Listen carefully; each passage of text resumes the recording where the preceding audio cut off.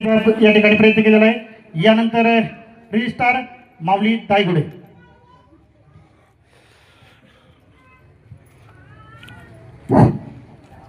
नमस्कार सर्वांना। या ठिकाणी बरेच जण बघितले गेले तर माझ्या आईच्या माझ्या वडिलांच्या वयाचे आणि प्रत्येक जण सोशल मीडियावर ॲक्टिव्ह असेल असं नाही। त्यामुळे सर्वात पहिल्यांदा माझी ओळख करून देतो, कारण माझी ओळख फक्त सोशल मीडियापुरतीच मर्यादित आहे। मी माऊली दायगुडे सोशल मीडियावर असे कंटेंट्स बनवतो जे की तुमच्याबरोबर किंवा माझ्याबरोबर कधीतरी घडलेले असतात, जे की आई वडिलांशी रिलेटेड असतात, मुलगा वडील किंवा घरातील इतर लोक किंवा एक मुलगा असेल त्याच्याबरोबर समाजामध्ये जे काही घडतं।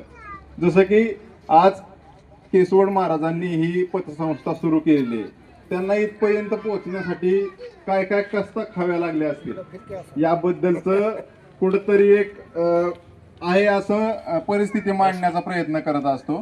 आणि या ठिकाणी येण्याचं कारण असं की महाराजांनी ही पतसंस्था चालू केली हे त्यांचं कर्म, आणि मला या ठिकाणी प्रमुख उपस्थिती म्हणून बोलावलं खरं तर हे आमचं भाग्य। कारण ताईं शेजारी बसणं म्हणजे आमच्यासाठी एक पुण्याची गोष्ट आहे म्हणायचं असेल कधीतरी जुनं पुराणं। दुसरी गोष्ट म्हणजे अशा कार्यक्रमामध्ये एखादा वक्ता किंवा बरेचसे वक्ते बोलायला लागले की समोर श्रोत्यांचे काय हाल होतात ते एक श्रोता चांगल्या प्रकारे जाणू शकतो। आणि माझ्या आयुष्याचे जवळजवळ 95% श्रोता म्हणूनच गेले, त्यामुळे मी जास्त काय बोलणार नाही। ज्या कार्यक्रमासाठी आपण या ठिकाणी उपस्थित राहिलो आहोत योगीराज पतसंस्थेच्या या भव्य उद्घाटन समारंभासाठी आणि केतन महाराज केसवड आणि त्यांच्या संपूर्ण परिवाराला या पुढील व्यवसायासाठी शुभेच्छा देण्यासाठी। तर बरीचशी मराठी लोक असं म्हणतात की मराठी माणसाला व्यवसाय करता येत नाही किंवा मराठी माणूस खेकड्यासारखा असतो, एकदा का आपला माणूस वर जायला लागला की त्याचं पाय खेचण्याचं काम करतो। पण हे ज्याच्या त्याच्या स्वभावावर अवलंबून असतं।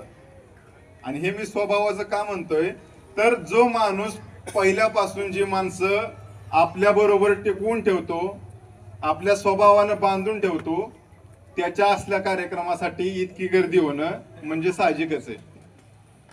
आणि प्रत्येक शुभ कार्यामध्ये सुरुवातीला आपण सर्वजण असतोच आणि असणारच आहे।